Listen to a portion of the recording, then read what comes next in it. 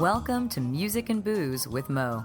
I'm Mo Herms, and I've worked in the music industry most of my life, so have met some pretty amazing musicians over the years. I also love a good cocktail, and I've encountered some really interesting bartenders as well. It seems that there's a lot of crossover, so when I can, I like to talk to musicians and bartenders about music and booze.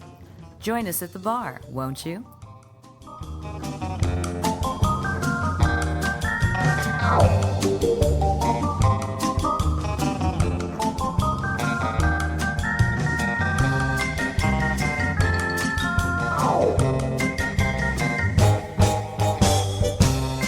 Music and Booze with Mo is brought to you by The Mermaid, a cozy neighborhood bar with an aquatic flair in the Little Tokyo area of downtown LA. Open 7 days a week, featuring tropical cocktails and snacks, The Mermaid also has a daily happy hour from 5 to 8 p.m. Follow The Mermaid on Instagram at TheMermaidLA to hear about upcoming events and check them out at themermaidla.com. Head to 428 East 2nd Street, Los Angeles for a drink.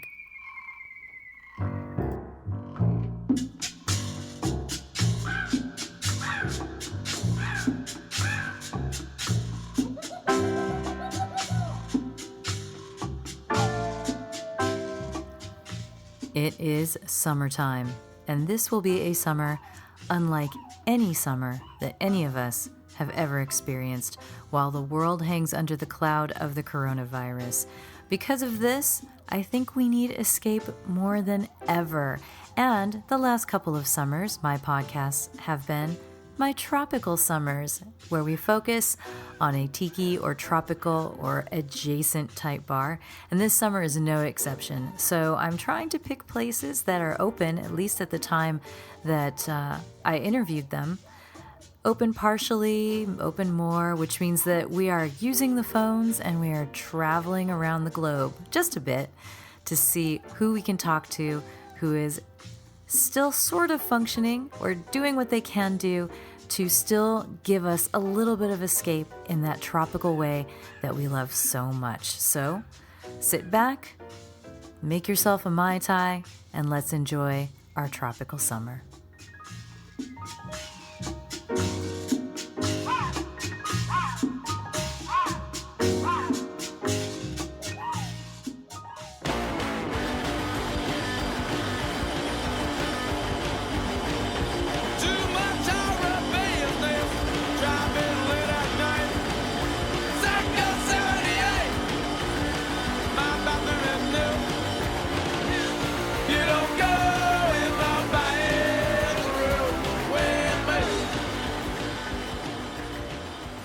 Sometimes on these episodes, I have to have two guests, and this is one of them, because you kind of couldn't talk to one of these ladies without the other, because they've done this wonderful feat of opening a bar together, and that bar has been recognized nationally. It is called Death or Glory. It is in Delray, Florida. It's a tropical bar in steamy, Florida, and Annie Blake and Ayme Harrison are the proprietresses, and they're also my guests today. So let's buckle up and listen to some rock and roll stories and some booze stories from these two fine, fine women.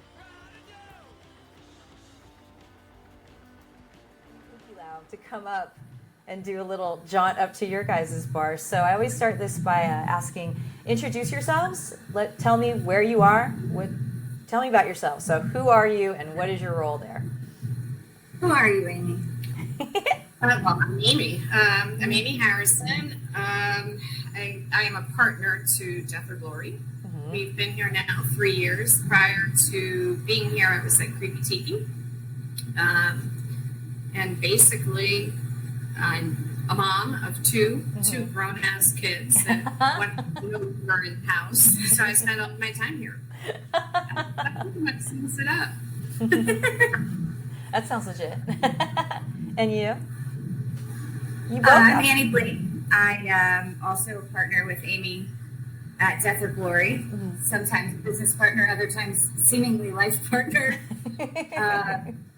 I also head up the sales department at Cocktail Kingdom, which I've done for the past 8 years, and that's how she and I met. So yeah, now we're coming up on our 3rd year anniversary, and I do a lot of the. Oh right, we just passed our 3rd year anniversary. That's what I meant. This is how time has gone with the coronavirus. I have no idea what day it is. I know, right? You're like, we're open, we're still struggling through it. So obviously it's still there. Time is still there. So you guys met because of the Cocktail Kingdom relationship? We met at Tails, yeah. At Tails the Cocktail. Awesome. And then we became, so when I met Ayme, she had come into the Cocktail Kingdom showroom, and one of my coworkers at the time said, you should meet these ladies.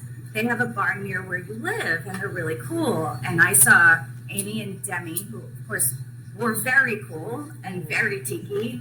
And I was like, they were never going to talk to me. Nice to meet you both. They're way too cool for me. And then she and I we have a lot of mutual friends. Yeah, we kept crossing paths at competitions and through friends, and realized we also both have a corporate background. We do a lot of things that are very similar in ways.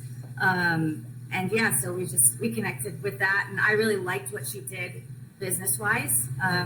Amy has a really solid head on her shoulders, which I really appreciate. Because the bar business, I think, can get away from you a bit.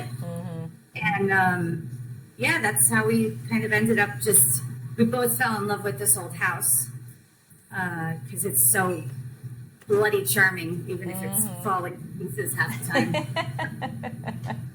So, Ayme, you had Creepy Tiki first. What's the history of Creepy Tiki? I became partners with Jackson over at Creepy Tiki, and it was just like such a cool spot. It's everything you would want under one roof. It was definitely a drive-to destination kind of place. So we had a tiki bar, music venue, tattoo shop, antique shop, a barber, and we all had a girl that would do hair for like pinup shoots. So it was everything you would want in a place, not necessarily everything the city would want in a place. It was the cutest things ever. Enough so that we got a letter from the city once saying that should any of us leave, they would never allow it to exist again. Really? I remember walking in there the first time, and I was like, okay, they've got a tiki bar, they've got a stage for live shows, and there's like Day of the Dead stuff all over, and then you go this way. So after a couple drinks, you can go get a tattoo that you always thought you would get, but were never brave enough, or maybe you can buy too much on a taxidermed badger you didn't think you needed, you know? It sounded like a perfect combination for the best kind of trouble. It was. I really spent bad. a lot of happy years there. I think the city didn't feel the same way. Even though we never caused problems, it was just they weren't as progressive as you would like to hope that they would be. Well, this is Fort Lauderdale we're talking about, right? Yeah, we were on the border of Hollywood, so we actually belonged to Hollywood. Okay. And when we tried to expand to make the music venue larger, because we used to get a lot of great bands coming through, we just couldn't fit them. Yeah. We probably violated every capacity rule there was.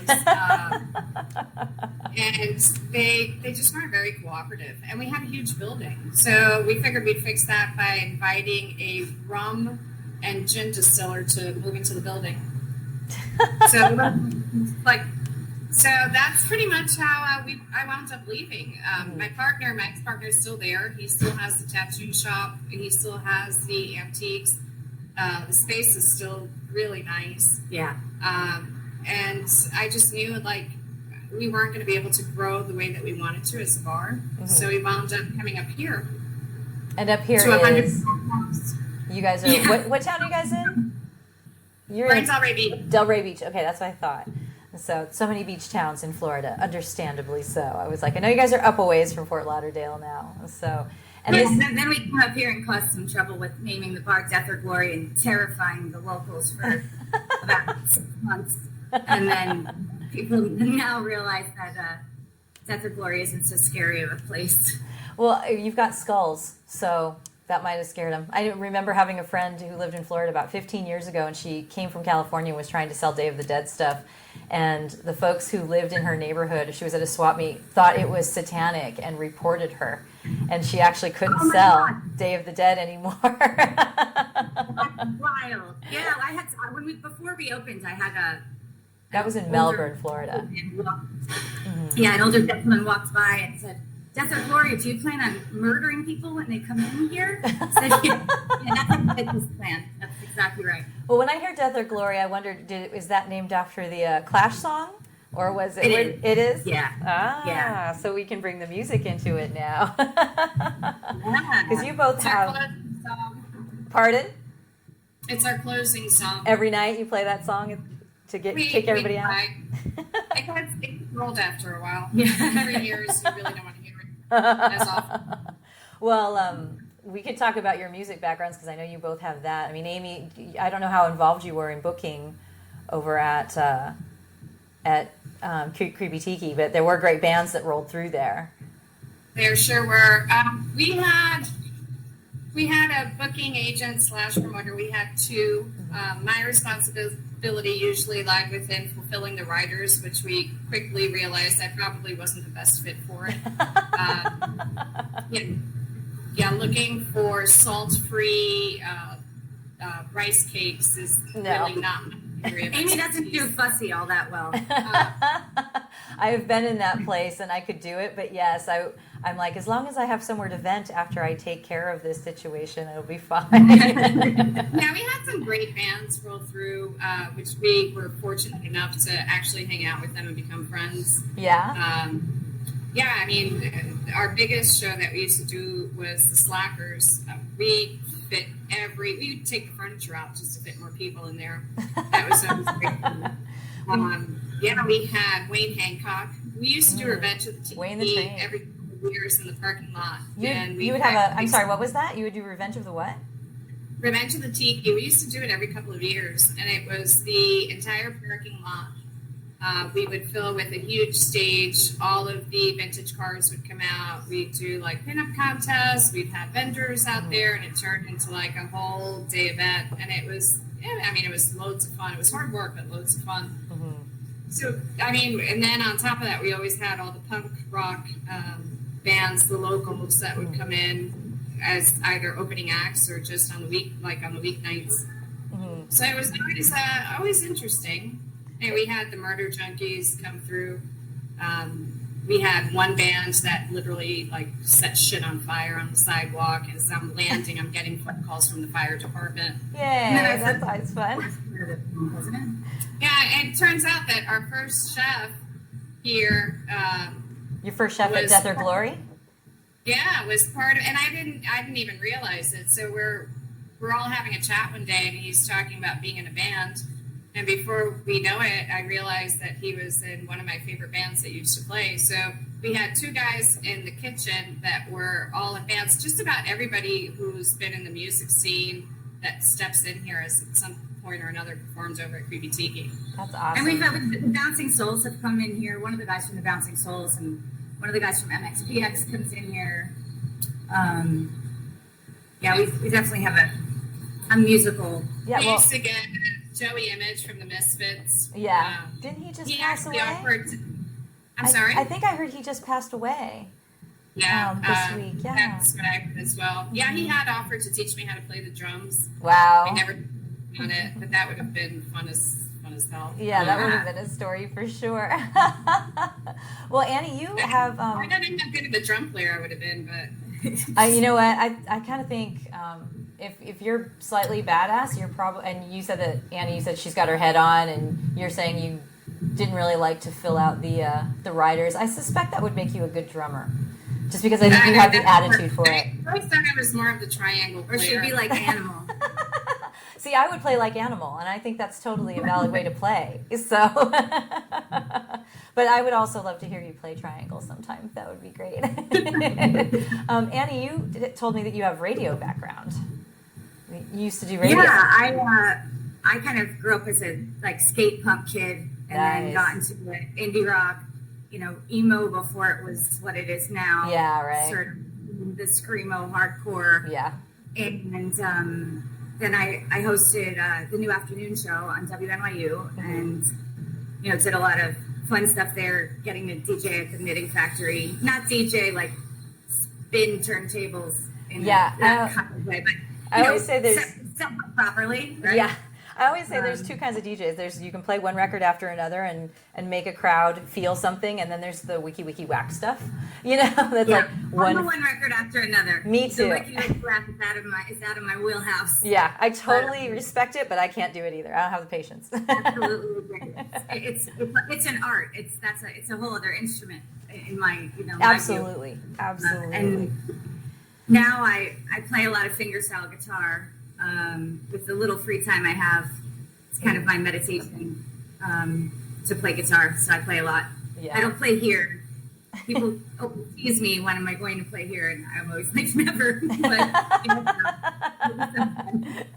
do you guys ever, at this location, do you do music anymore? Either live or just having DJs or anything?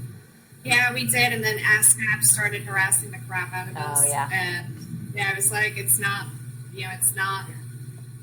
worth it. We're taking up a lot of space, dining space for music. And I think the most fun we had with music here was we had a couple of years ago, we threw a New Year's Eve party. And rather than doing like a sit down dinner, we had a parking lot party. We threw a stage back there. We got actually we had the Pine Hill Haints do something in the parking lot. We had like a whole bunch of local bands, and it turned out to be probably the funnest New Year's Eve we've had in a long time. Yeah, it's something that I think we personally would have done. Yeah. Rather than like book a table at a really nice restaurant. It was just like, come as you are. Doesn't matter what you're wearing. It sounds like a big house party. Bring your kids if you're not going to be offended, and like you don't have to bring a date. I think just about everybody in here though is kind of an old punk rock kid. I mean, even like I put up the "Stop Making Sense" sign, and our old chef who was in the band, Jesse, says to me, he's gonna be like sort of gruff, right? But he's not a gruff person really, and he says, I'll leave out the expletives, but he says, "Who put you up can that swear. sign? You can totally swear. Whose idea was that?" I was like, it was mine. He's like, "That's the best thing you've ever done in this place."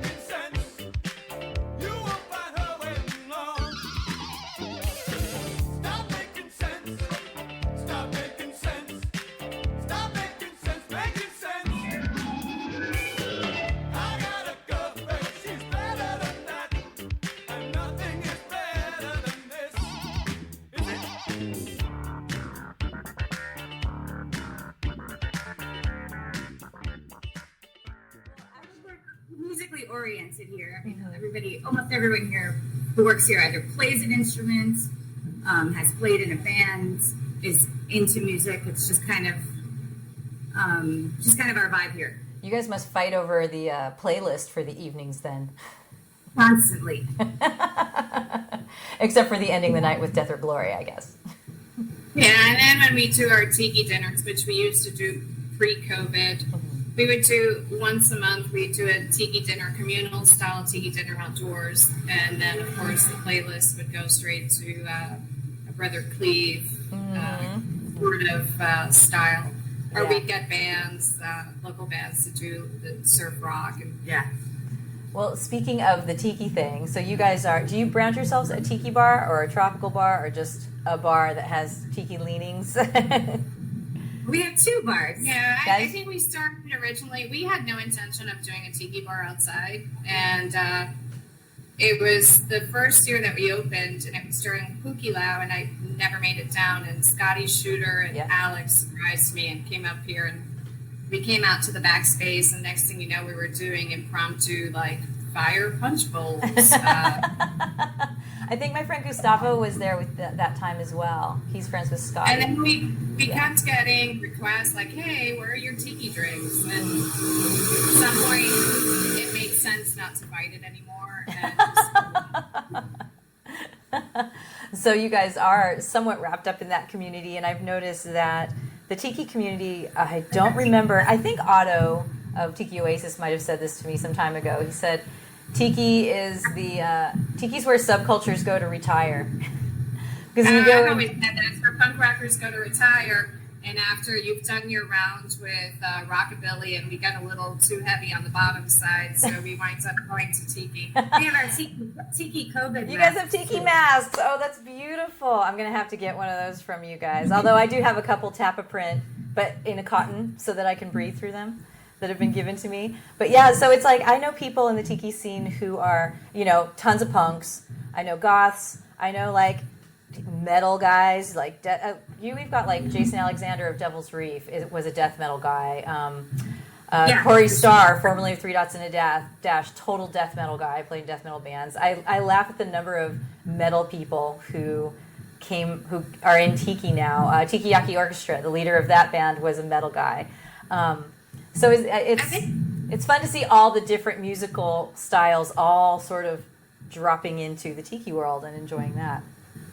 It does, but I think it extends beyond that. I've always said that it's one of the smartest communities because they're well-rounded. You have folks that, they can make a great cocktail. When they come to your bar, they know the history of the cocktail. They know exactly what should be in it, and they'll hold you accountable. Like sometimes they didn't realize that the cocktail you would make at home isn't feasible to reproduce at a bar for cost and time purposes, but it's the biggest, I think the community is very educated when it comes to cocktail history, when it comes to architecture, art, music. It's just a nice well-roundedness. And I know that open too, I think. There's a divide between what's tropical versus tiki, and I get it. And I don't know where I sit with that because it's just as we get older, things change. And I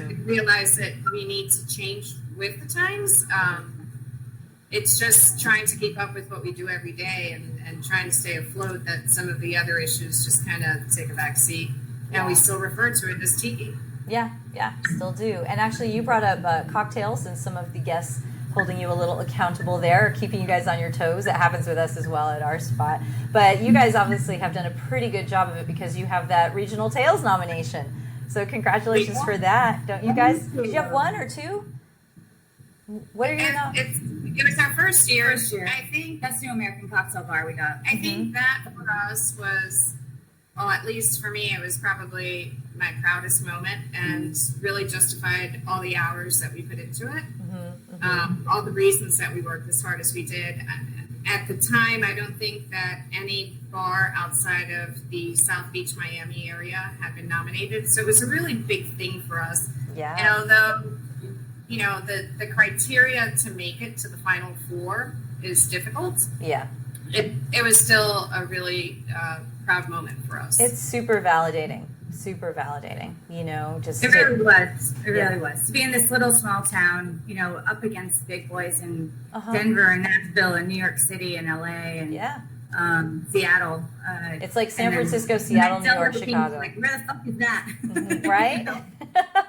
It makes me happy when I see that too. Even if I'm not familiar with the bar, if I look at these nominations and I see that it's a town that I wouldn't think of. For I think last year or the year before, a place in Lancaster, Pennsylvania popped up, and I have cousins that live there, and that's like Amish country, man. I'm like, how did Amish country produce a bar that wound up getting a regional nomination for Tales of the Cocktail? Lancaster, that's awesome. Yeah. Now we need to get it to a point where some of these smaller towns can make the Final Fours. I know, right? So because of that, I'm assuming you guys not only, as you said, have a kick-ass team, but you have a kick-ass program too. So what goes into your program there? I've never been. Our program has stayed true, but I think it's also evolved. We've always focused on the classics, and then we always have a tiki menu to complement it. It first started off with, I think it was like myself with the tiki side, and then Demi, my daughter, came to work for us, who had been with me for a while. Then she went to Nashville, and Keith really concentrated on the whiskey, on the classic side. Then she went on to work at Lost Lake, and then she came back. Wow. Your daughter did? Back. She worked in Lost Lake. She loves the folks over at Lost Lake. She loves Chicago. I don't think she loved the cold as much though. So, but she also doesn't like the extreme heat of Florida. So she settled in Nashville, and she's been there now for a while. And I don't think she's coming back. She loved it. And with it, I think some of our other folks, which has been really nice that we've been able to not only maintain like friendships with all of our staff, but whoever has wanted to travel to a different destination, help and give whatever references we could to get them to where they needed to be. So we have one of our guys who, since the day he worked for me at Creepy Tiki, he wanted to move to New Orleans, and there he is now. And Demi's in Nashville, and Keith is in Nashville, and Cass is at Manolito. Yeah, Cass is at Manolito's. Oh, they've all, I love Manolito. I'm sure I've met Keith Cass. is at Mother's Ruin. So they've all They spread their wings and fly away. We're proud of them all. I was going to say, you guys are a beautiful launching pad. They come and surprise us, and we're probably their first stop after they visit their parents. So it's, well, that's. I think the other things with us is there weren't very many. Well, there are really basically no cocktail bars in Delray Beach, pretty much until we opened. There's a couple in the surrounding areas, but not a lot. And we wanted to be very serious about our cocktails, but at the same time not be serious, right? So come as you are. You want to dress up and come on a date. You want to wear flip flops. We're not going to make cocktails that are so pretentious and difficult for people to understand, but we are going to make cocktails that are really well balanced and make sure that our staff is educated enough to be able to explain them without ever making people feel, like that they don't know something. Yeah. Feel You don't want stupid. to intimidate someone with your cocktail menu. You want them to come and enjoy themselves and maybe learn a little something, but yeah, same. I agree with that philosophy 100%. I think it's so important because you can go to those snooty places if you want to and you're in the mood for that sort of thing. But honestly, I think most of the time people aren't in the mood for that. They want to have a nice drink in a nice place. To me, bars are about community and that home away from home feeling. And you guys actually built in a home because that's a house you guys bought and converted. Is that what that is? It's actually been, it was a house, so it was built in 1925, and by E.C. Hall, who built the Delray Theater, and then bought by the Falcons in the 40s, who owned Falcon Drugs on Atlantic Avenue. In the late 80s, I believe it was converted to a restaurant. So we were not the people who converted it to a restaurant. All right. We were just the fortunate people that inherited the 100-year-old plumbing. True story. Oh gosh, what fun! What fun! It is one of those places that even if I was vaguely on the fence about getting into this business with Ayme, the second she told me I'm looking at the old Falcon House location, I was like, sign me up. Oh wait, I have to talk to my husband. But sign me up.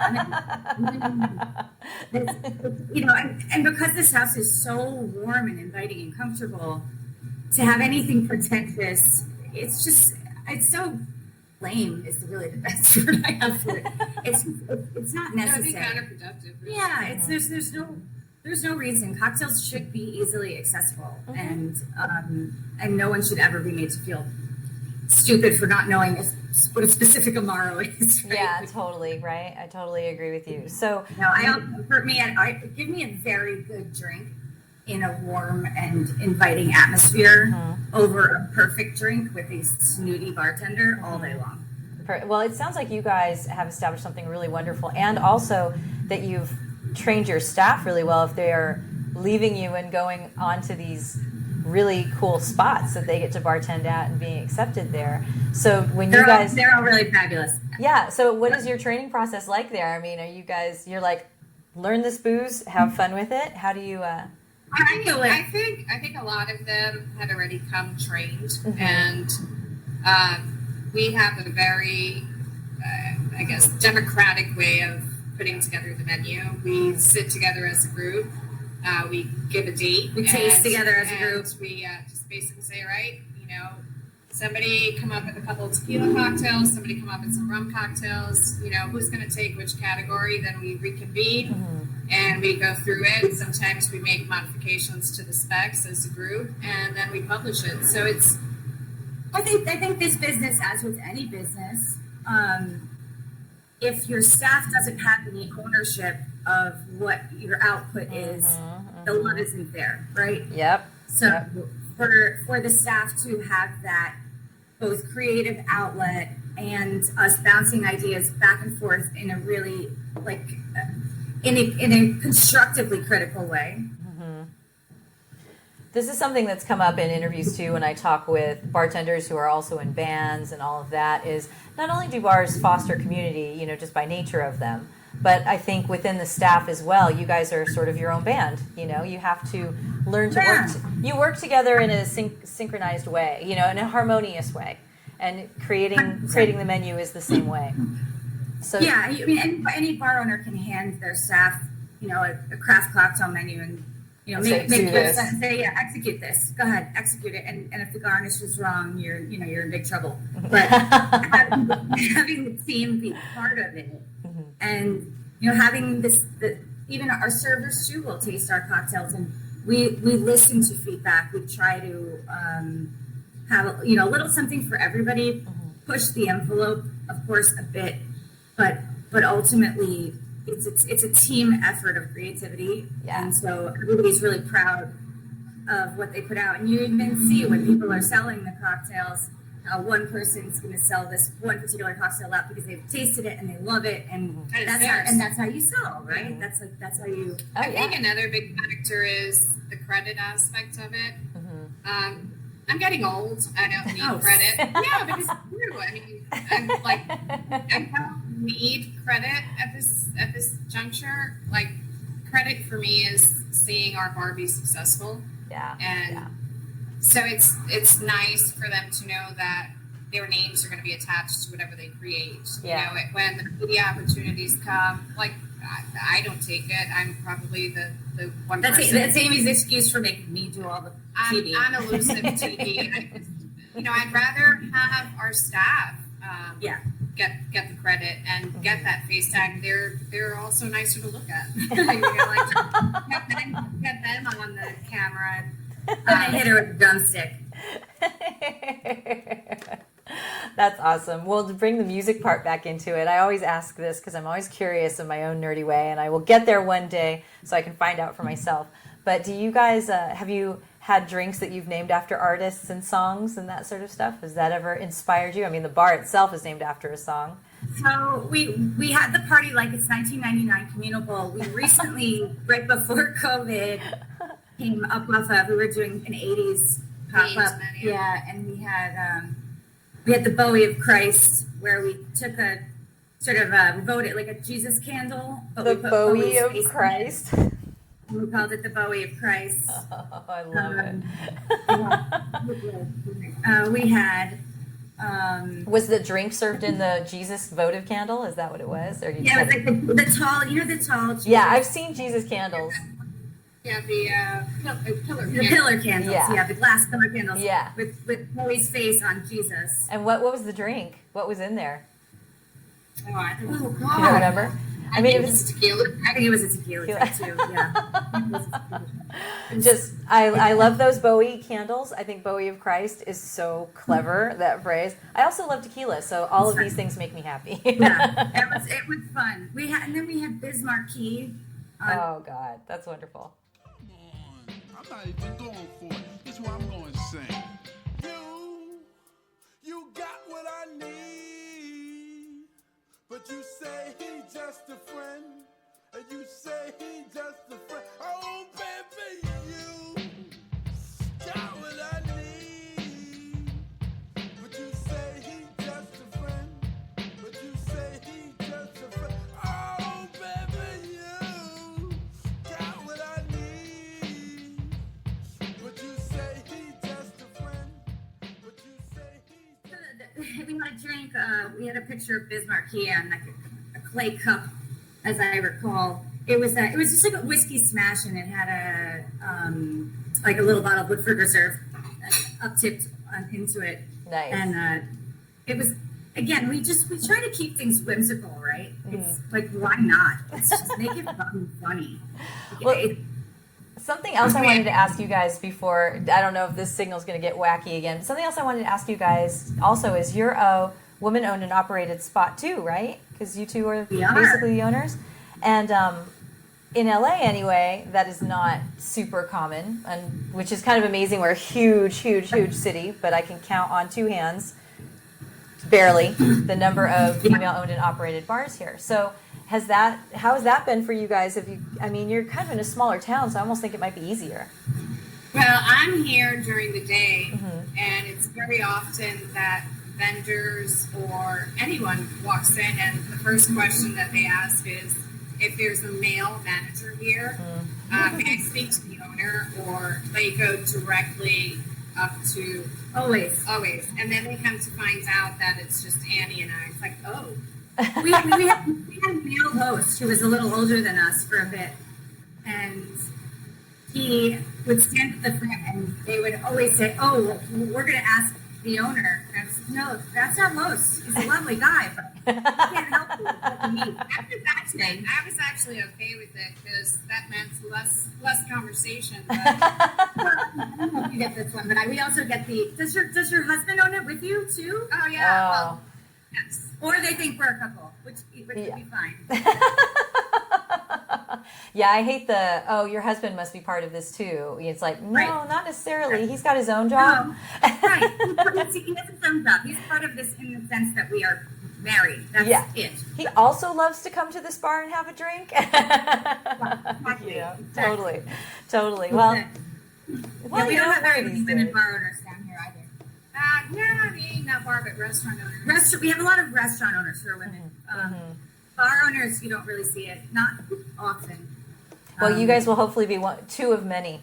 We'll see. I hope so. We definitely need more. Yeah. Yeah. We're proud to do it and happy to do it. Mm-hmm. And you guys are having a lot of success doing it too. I mean, obviously, people have taken notice. Like you said, we're in this little beach town, and people know about us, like outside in the world, which is really amazing. That's a lot of credit to you guys. I have more I wanted to ask. Ayme, you said that if you ever wrote a book, it would be about all the crazy music stories that you would have from Creepy Tiki. so I want to. I do. I have a title for it. It would be called "In the Clown's Defense." In a clown's defense. In a clown's defense. And that comes from one night. It was closing time. It was Halloween. Staff was just cleaning up. All the guests had left except for one who was a friend.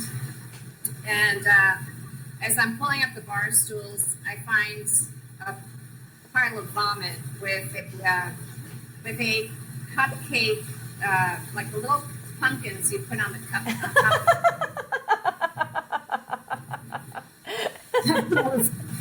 That's true. And we had some folks, like, we're cleaning up. We should probably try going inside. Let her start this story over. It started. Oh, is it getting rainy on you guys? The hazards of. I feel like it's really loud. I decide to go home.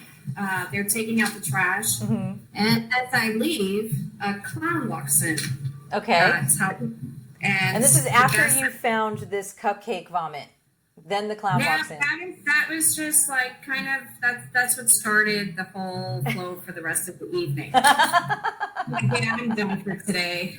And I leave, and a clown walks in, and the guest that was sitting there happens to be a friend of mine. She's in the industry, and she's terrified of clowns. The clown walks over to her, and obviously everyone had been drinking most of the night, touches her, and basically a fight breaks out. Oh, God. The clown it's like our female guest and a clown in a fist fight. So it takes like 3 people to break them up. Some weird things happen. And then the next morning when I get to work, I'm talking to our promoter, and I was like, so how was the rest of the evening? Knowing fully well what happened. And then he turns around and he says, well, in the clown's defense. And I just had to stop laughing. And I was like, nowhere in the history of conversations Well, the conversation ever started with in the clown's defense. And that's always stuck with me. And if I was ever to write a book, it would be like funny short stories of creepy tiki, and it would be called In the Clown's Defense. And even with like the murder junkies, I almost got the Parent of the Year award for that one. My youngest daughter is going to be 20 now, and at the time she was probably 14. Mm-hmm. And I hadn't been to the bar because I was working on a project, and the murder junkies were playing. And the promoter, I'm talking to him, he's like, "Hey, you should like roll through tonight." And I was like, like I've got the kids, they're going to be off from school tomorrow. She was there with her best friend. He's like, just come on in, bring the kids. Not knowing who was. So I got to the bar with my then 14-year-old and her best friend, and everyone's looking at me like, "Wow, you're a really progressive parent." And I'm like, "What's going on?" So I walk in, and my oldest was working there that night. She's like, "Mom, what the fuck's wrong with you?" I was like, "What do you mean?" She's like, "You brought like Addie to like the murder junkies." I was like, "What?" So basically, he was sitting there. I don't know how much of this you could possibly air, but he was sitting there. We can air anything. Say it. He was playing naked. Alan's brother was playing naked, and instantly I was like, "All right, kids, you better go outside." And then there was something with a drumstick being shoved up his bum. So yeah, definitely rock and roll. And I'm like just begging this kid, like my daughter's best friend, like whatever you do, if you want to stay best friends with Addie, please don't ever tell your parents this happened or that you were here, because I guarantee you would never be allowed to see her, and rightfully so. And here they are, they're going to be 20, they're still best friends. Yeah, and the other day I'm "Hey," I was like, just out of curiosity, did you ever tell your parents? She's like, "Hell no." I would love to do that. So, but the one thing is like these kids, like she would go and work like the Slackers, when the Slackers show. She had like the best t-shirt collection any kid could ever like hope for in high school. So yeah, there's just like a million stories that you look back, and I mean, they were definitely fun times, interesting times, and you could look back now and say like, wow. Definitely not your average job. Not your average job.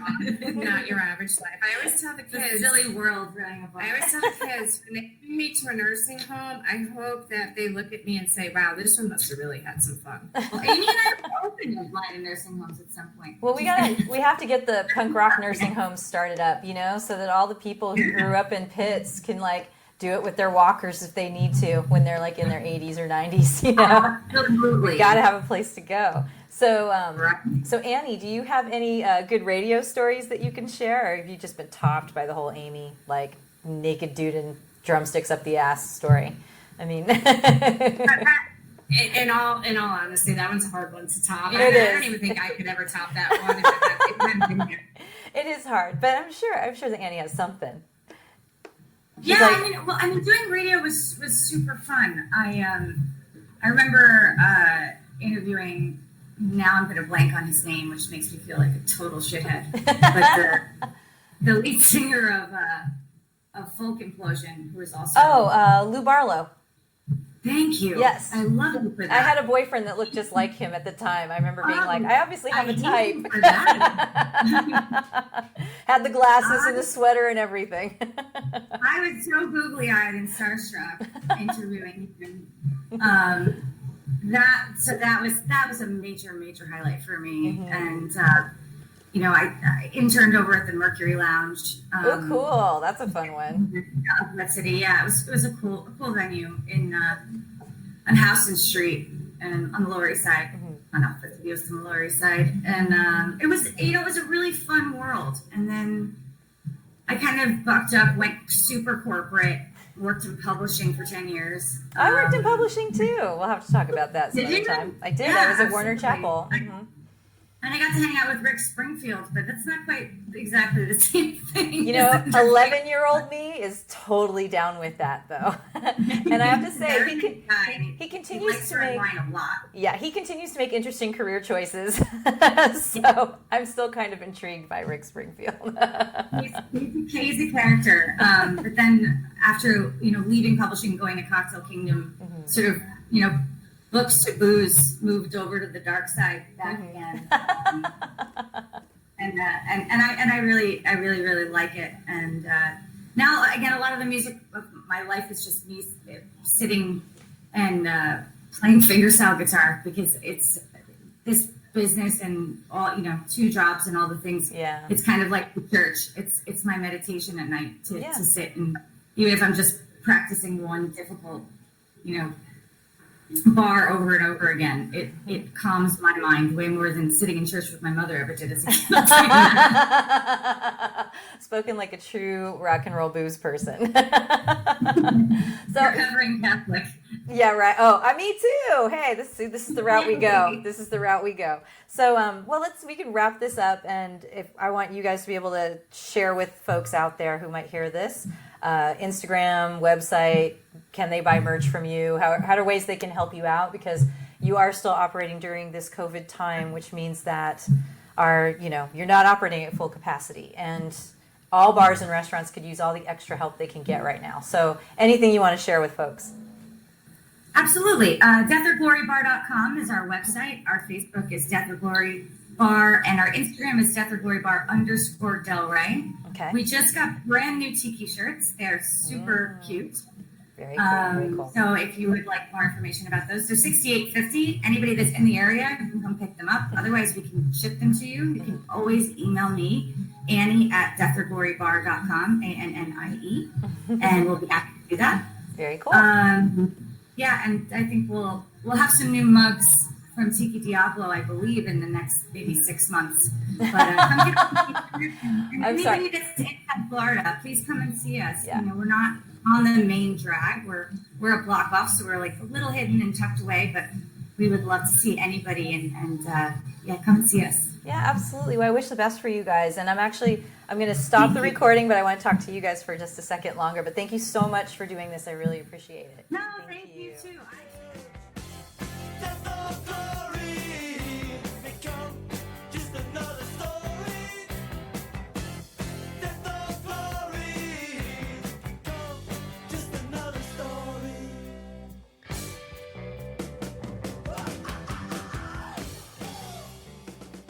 Mucho mahalo to Ayme and Annie for being guests on the podcast. It's always lovely to talk to women who have opened up a bar, because there aren't that many of them.